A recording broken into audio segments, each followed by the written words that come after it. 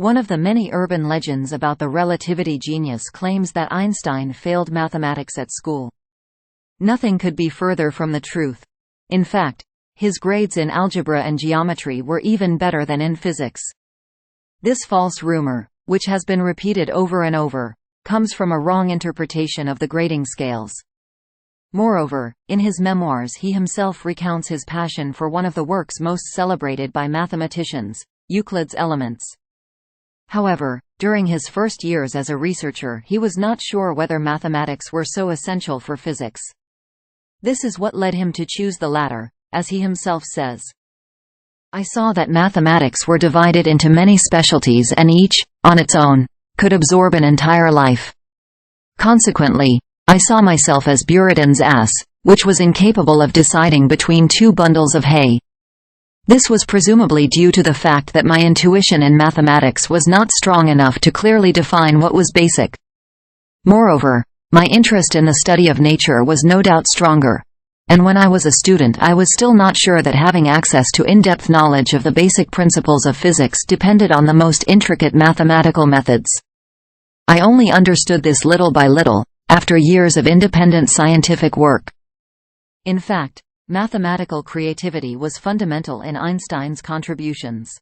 At the time he was conceiving the general theory of relativity, he needed knowledge of more modern mathematics, tensor calculus and Riemannian geometry, the latter developed by the mathematical genius Bernhard Riemann, a professor in Göttingen.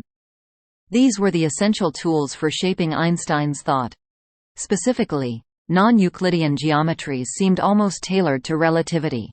Discovered shortly before, in a completely abstract way, they revolutionized geometry.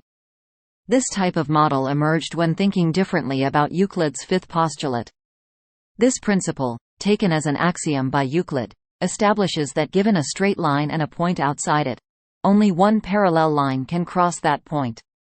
Later, many mathematicians tried to prove it as a consequence of the rest of the axioms, which were more intuitive. After centuries of failures, the negation of this postulate led to hyperbolic geometry. There is an infinite number of parallel lines, and spherical geometry, there is none.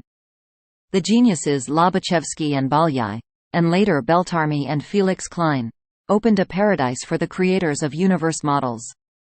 Later, the tensors and connections studied by Christoffel, 1829–1900, Gregorio Ricci, 1853–1925, and Tullio Levi Civita, 1873–1941, and the geometric theory developed by Riemann, completed the toolbox Einstein needed for his theories.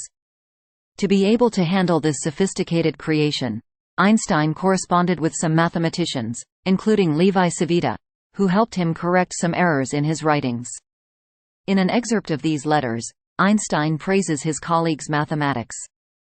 The influence of Hermann Minkowski, David Hilbert and Felix Klein was noticeable, and Albert Einstein soon considered mathematics as the essence of his work.